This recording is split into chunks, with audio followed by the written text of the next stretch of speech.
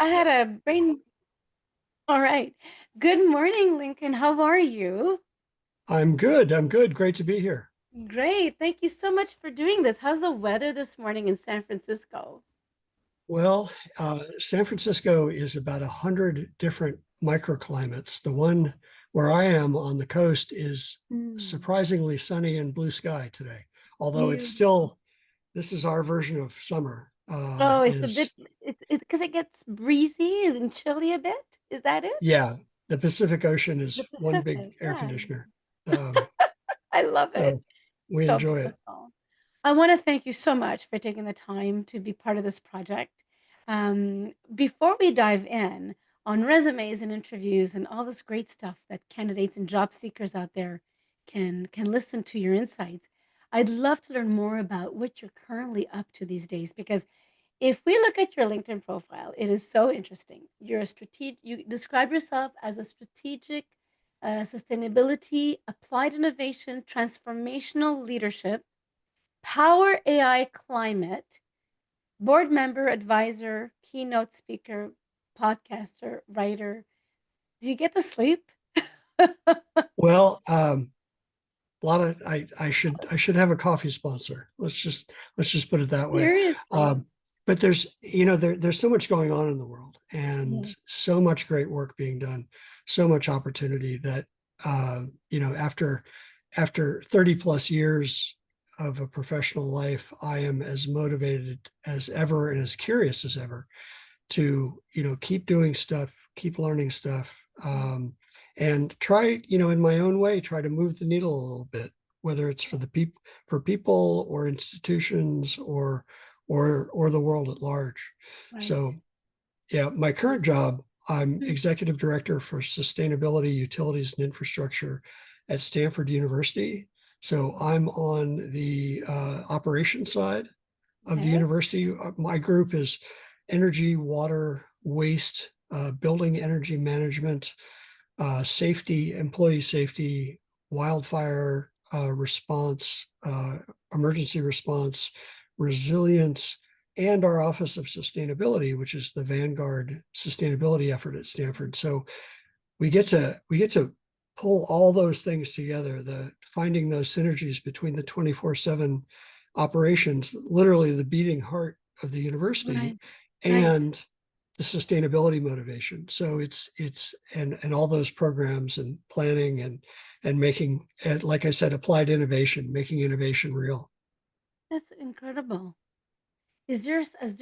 I'm just, it's such an undertaking. Is there a particular project that most recently you have accomplished, you and your team, that maybe you can speak of and that maybe you can all visualize the rendering of your efforts? Yeah.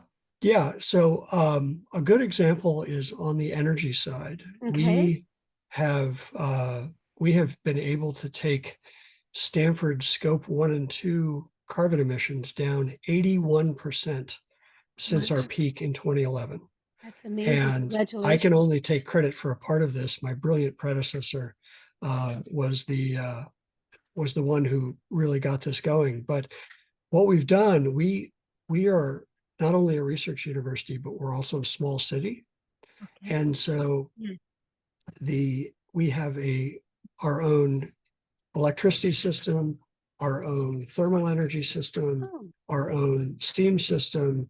On the energy side, we have 5 different water systems that we own and operate, roads, bridges, dams. We have this incredible kind of playground, the beating heart of the university that right. we fully control. We don't have a city Mhm. council that we're reporting Okay. to. Oh, We're a voluntary interesting. compliance entity for most reporting obligations. So we Okay. really have a lot of freedom, a lot of flexibility to do really interesting things, and try to create the best possible outcomes for Stanford, both economically and in terms of carbon and in terms of our the university's, what the university gets out of our services, the Right. customer experience, but also to provide an exemplar for the rest of the world. And our energy system is a great example of that, where we had a natural gas fired cogeneration plant that was reaching its end of life, and that was providing electricity and heating and cooling to the campus. Okay. And my brilliant predecessor, Joe Stagner, he uh, completely rethought, re-examined all of our the assumptions that were so basic that we didn't even think we were making them. Oh, Like, do we really need fossil fuel energy, or can we do it with renewables? Do we really need steam? Can we do it with hot water and chilled water? A lot lower temperature, lower carbon, lower cost products. right. And the heart of that system, it's is 100% renewable electricity coming in, and a first of its kind at scale thermal plant Okay. that is so innovative. We have had over 15,000 visitors in the 10 years that it's been in operation from all over the world. And we have inspired projects and initiatives all over the world at That is university wonderful. campuses, city campuses. So and Wow. and we've really optimized for Stanford. Our carbon is down. When I first heard 81%, I thought it was a typo, but it's really 81%. Particulate emissions, water use is down 3/4 as compared to a cogeneration plant. That's amazing. And the economic outcomes are just fantastic. We are so far below what we would be paying our local utility, Pacific Gas and Electric, for electricity. That again, it looks like a typo, but that's what we've been able to achieve, and it's all about applying innovation. Yes. Um, our system, the prime movers in our thermal energy plant, they're called heat recovery chillers. They are serial numbers 1, 2, and 3, which so these are literally the first of their kind at this scale Oh my machines. gosh. Lincoln, this is So amazing. yeah, a lot it's a lot of interesting stuff like that across energy, across water, across waste, um, infrastructure in general. So a lot going on. How large is your team? Eh, Right now, I think we're at about 125 or so. beautiful. Okay. The Wow. I'm very lucky to have really brilliant, super capable people working for me. I wouldn't trade my team for anything. They are the ones that let me focus on the bigger picture and telling the story and kind of guiding the ship, while Yes, they are laser focused on day-to-day operations and planning within their individual groups. that's So my amazing. hats off to my team. They're terrific. Congratulations. Well, because they've also got great leadership. So, I mean, congratulations. Well, that's what it takes, right? It's leadership and it's your essence. We're people after all, and it's definitely your character, your essence, your I could see you're very easy to speak with and to collaborate with, and that's huge in itself, you know. And it's an integral part of the team to make it work, you know. It's interesting because I come from an unconventional background. I was a Mm. foreign language major. I went to law school and just law. So I jumped into the energy business, the water business, utilities in general, as a very square peg, Right. frankly. And I'm still a very square peg. But what came out of the education that I had, and I think probably my personality as well, are those soft skills, are Yes. those communication, collaboration skills. Um, the technology side of things is complex, but Right. it's or complicated, but ultimately it all has to make sense. The Yes. equations have to solve. It's by relatively speaking the easy part. It's really the human beings who are the hard part. We're challenging. We're challenging creatures, especially when we Exactly. try to get together and do things and collaborate. So 100%. That's why it takes an efficiency. It takes this essence that's running through the team and an amazing leader that it just trickles down to everybody else. I mean, so I'm not surprised that your team there's just a synergy. So you're hiring well, that's for sure. Obviously, you're hiring well. yeah, I'd love to know. I'd love to dive right in. When you are recruiting for positions, the new talent that you need, I'm curious to know where do your eyes go first, land on a resume first? Where do you find yourself going right away? To me, that is a great question. That is a great, I'm literally kind of looking at a resume in my mind as I think about this. The what it comes down to for me is the ability to work outside of your comfort zone, to work across disciplines. Yeah. If I see a person who is absolutely brilliant, say an electrical engineer who focuses on electrical substations, man, we need that person to do exactly that. Right. But as a subject matter expert, as an individual contributor, but if Right. I'm looking for someone who's going to lead people, Yes. I am laser focused on their experience and their mindset Right. and their thoughtfulness around working across silos, breaking down silos, leading without authority Exactly. is to me an incredible indicator that that's the secret sauce, I It think, is. of It is. leadership in general. And no matter where you are in the org chart, that if you can be successful in leading without authority, Yeah.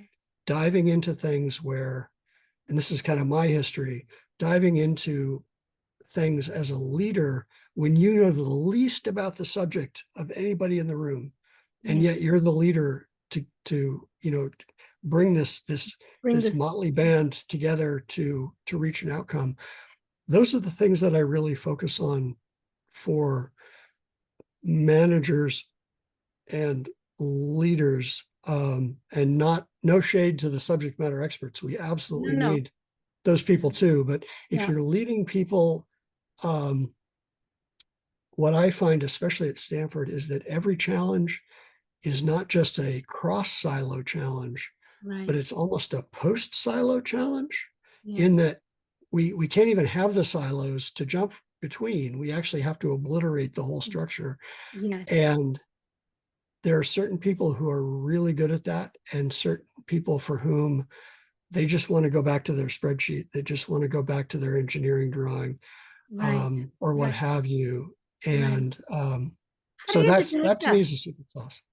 That's a very good point. So how, because with engineering, it's a bit, for lack of a better terminology, black and white, where you could see, okay, they know this, they've done this, they know this, and you see that. But when it comes to more of like management, how can you detect that in writing that this person merits your phone call and consideration? Mm. How do you see those management, the like, the leadership without authority? How do you see that in a resume? Or do we not? And it's just there's just certain keywords maybe that pop out that at least entices you to give them a call and to further assess.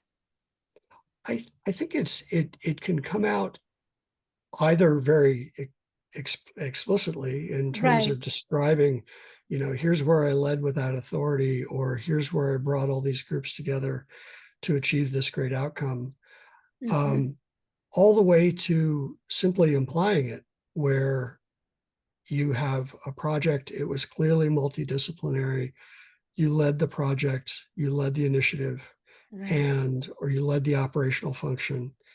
And so you can do it in a number of different ways. Right. I I tend to look for the examples rather than the statements. Exactly. So looking for things where it's either where it's clear that there was an intense collaboration element across disciplines, across silos, across groups, Right. departments. Right. That's a big plus for It's me. a big plus, but but at least if they state what was the result of it, that's where Yeah. exactly. Brilliant. And I say that, and I say Yes. with even if it didn't work out the way you wanted it to work out, Right? the learning that a thoughtful person takes away from that is just as valuable as the learning that somebody takes away from a big success. 100%. I love it. Absolutely. All right. I want to respect your time, so I'm going to jump into interviews. I would love to hear of any memorable interviews that you have conducted, good or bad. Something that a story maybe that would help the job seekers out there perhaps do a bit better in interviews. So maybe do you have a great example or do you have a funny story how things went bad? Um, well, it's a great question because I myself have had really good interviews, and I've also had, absolutely where I've Same completely bombed, here. Same and here. everything in between. I know. Same. So, but I think the one thing that I've found particularly effective, and this goes back to a private equity firm in Boston that I worked for many years ago. They had me come in for a full day, Okay. and they basically put me around the table. Okay. We were, I think we were interviewing Wow. power project developers about potential power projects. So we were having, it was a day where a lot of third parties were coming in and kind of pitching these Right. complex projects to this private equity fund.